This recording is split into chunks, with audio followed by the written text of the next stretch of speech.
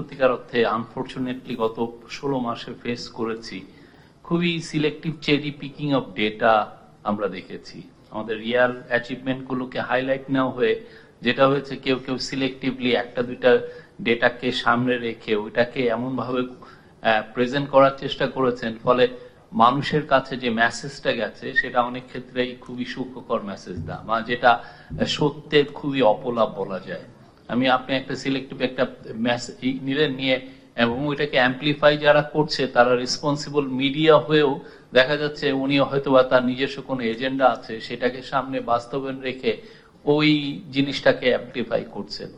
ফলে যেটা হচ্ছে যে এই গভর্নমেন্টের যে কাজগুলো, এইটা যে একটা হিস্টোরিক গভর্নমেন্ট, এই গভর্নমেন্ট যে একটা রেভলিউশনের পরে এসছে এবং দেশে যে একটা রেভলিউশন হয়ে গেছে, এগুলোরটা কিন্তু মিসিং ছিল অনেক ক্ষেত্রে। এই কথাগুলো কেউ বলছেনই না এবং এইটাকে সামনে রেখে আবার অনেকে ঘোলা পানিতে মাছ শিকার করার চেষ্টা করছেন, অনেক কিছু করছেন এবং কিছু কিছু বিশেষ করে চ্যালেঞ্জের কথাগুলো না বলে অনেকে সত্যিকার অর্থে আউটরাইট এমন সব শব্দ বা এমন সব ল্যাঙ্গুয়েজ ইউজ করছেন সেটা আসলে সিভিক ফোরামে কতটুক আসে এটা নিয়েও সন্দেহ। যেমন আমরা সবাই জানি, মানে আজকে জীবনে আপনি প্রথম আলো যদি ইয়েও দেখেন যে জব তৈরি করাটা একটা বিগ ইস্যু, আর যদি জুলাইকে দেখেন জবটা ছিল একটা বিগ ইস্যু।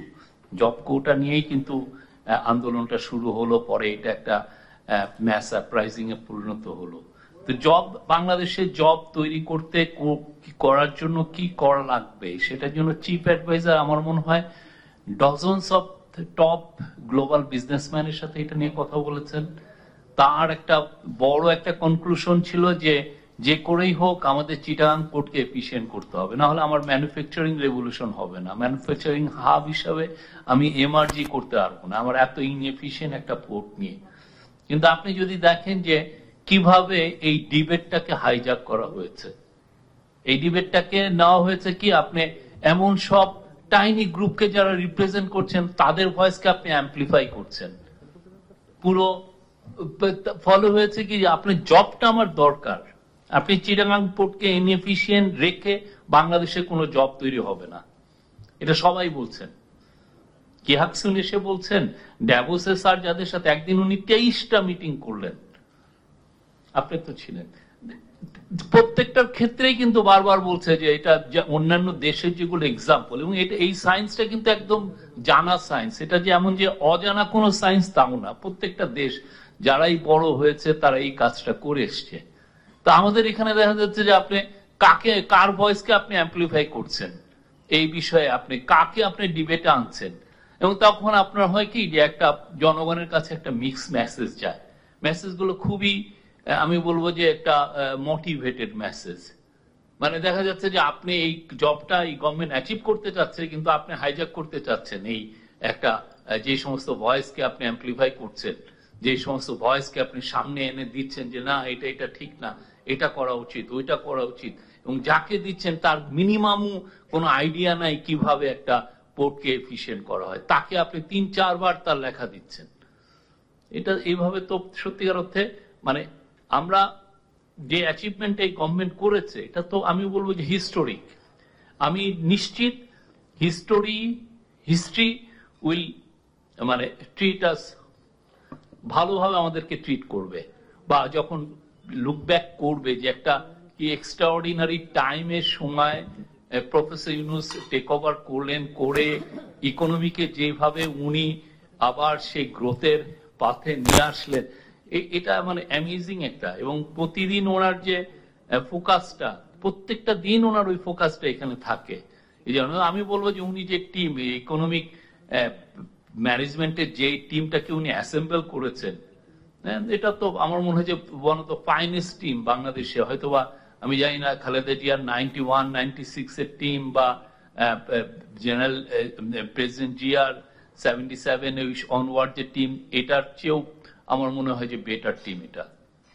এই কাজগুলো তো হয়েছে, কিন্তু তারপরেও আমরা সত্যিকার অর্থে মিক্স মেসেজিং এর জন্য আমরা অনেক জায়গা থেকে খুব ভালো সাপোর্ট পাইনি।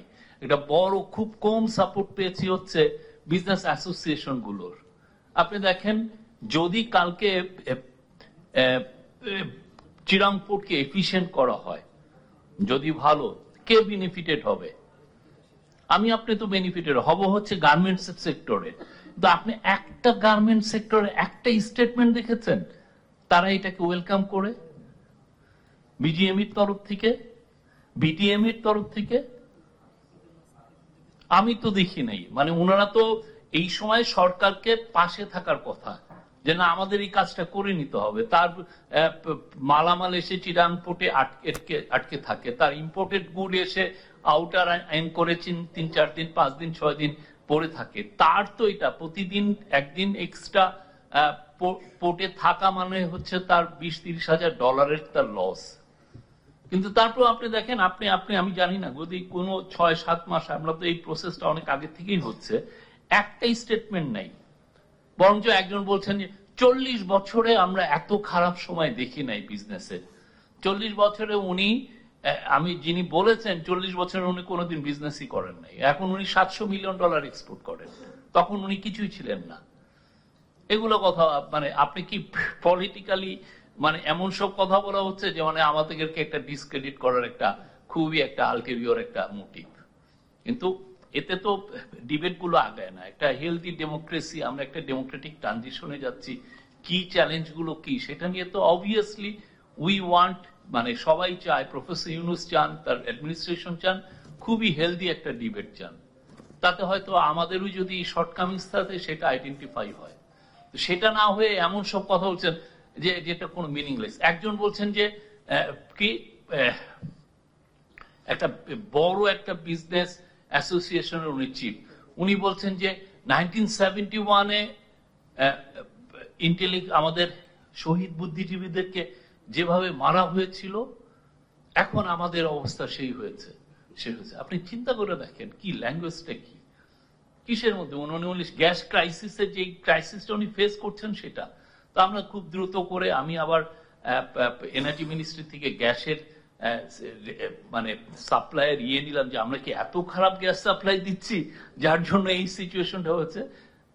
কিন্তু স্ট্যাটিস্টিক্স কনসিস্টেন্টলি শো করছে যে গ্যাস সাপ্লাই গভর্নমেন্টের সময় বেড়েছে। মেবি উনি যেটা চাচ্ছেন, উনি চাচ্ছেন 100% ইনক্রিজ, সেটা আমরা দিতে পারছি না।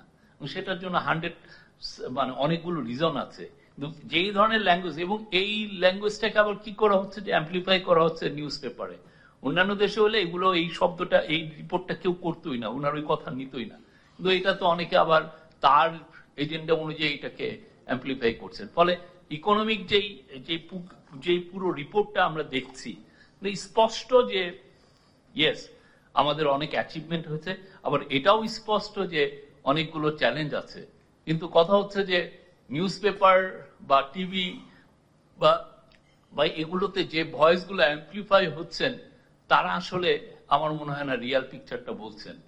তো ফলে এক ধরনের, এবং সেই ক্ষেত্রে অনেক ক্ষেত্রেই মানে এক ধরনের ডিসক্রেডিট করার একটা ইয়ে থাকছে। আর একটা যেমন ধরেন পোভার্টি ডেটা, হ্যাঁ, একজন পোভার্টি ডেটা নিয়ে কাজ করেছেন, ফ্যান্টাস্টিক। কিন্তু যখন পোভার্টি ওয়ার্সেনিং বলা হচ্ছে, হ্যাঁ, এই সময় এসে ওয়ার্সিং হয়ে একজন একটা কনক্লুশন হচ্ছে কি 28%-এ ঠেকেছে, যদিও ওয়ার্ল্ড ব্যাংক এটা এসে বলেছে যে না এটা 20%, এই গত যেটা জুনে শেষ হলো সেটা 21% হয়েছে, এবং ওয়ার্ল্ড ব্যাংকের প্রেডিকশন হচ্ছে যে এই বছর এটা কমে, মানে যেটা নতুন অর্থ বছর সেটা আবার 19.1-এ নামবে। হ্যাঁ, কিন্তু এমন ভাবে এই ডিবেটটা এমন ভাবে হয়েছে যে পুরো ঘটনাটা হয়েছে প্রফেসর ইউনূসের আমলে। আপনি যদি ল্যাঙ্গুয়েজ ফ্রেমিং গুলো দেখেন, ল্যাঙ্গুয়েজ গুলো, যে মানে অ্যাজ ইফ হঠাৎ করে বাংলাদেশের প্রপার্টি 19 বা 20% থেকে 28%-এ জাম্প করেছে, এবং দ্যাট হ্যাপেন ডিউরিং দ্য মানে টাইম অফ দিস গভর্নমেন্ট। আপনি যদি পুরো ডিবেট, আমরা তো প্রতিদিন ফ্রেমিংটা দেখি, কে কিভাবে ফ্রেমিং করে, কি ডিবেটটা কিভাবে বলতে চায়, এটা প্রতিদিন, এটা আমাদের কাজ, ফ্রেমিংটা। সরি, মানে এটা দিয়ে তো আপনি সত্যিকার অর্থে অনেস্ট, মানে ইকোনমিস্ট বলেন আর যারা এগুলো নিয়ে ডিবেট করবেন, উই নিড বেসিক অনেস্টি সবার কাছ থেকেই। আমি খারাপ করলে আপনি স্পষ্টভাবে বলেন যে এই গভর্নমেন্ট খারাপ করছে, এই জায়গায় চ্যালেঞ্জেস আছে, আমরা হিস্টোরিক্যালি আমরা ইয়েতে ফেল করছি, এই জন্য রেভিনিউ জেনারেশনে ফেল করছি, এটা আমাদের হিস্টোরিক। আমাদের ইনফ্লেশন আমরা অনেক চেষ্টা করেও আরো 5-এ 3-4-এ আনতে পারছি না, যে চেষ্টাটা অব্যাহত আছে, এগুলো বলা যায়। কিন্তু কথা হচ্ছে যেটার জন্য আমি দায়ী না সেটাকেও আমাকে বলা হচ্ছে, তখন তো খারাপ লাগে সত্যিকার অর্থে। তখন মনে হয় যে কি মোটিভটা কি পুরো বিষয়টা। এই আমার এর চেয়ে বাইরে বলার নাই। Thank you for giving me the floor.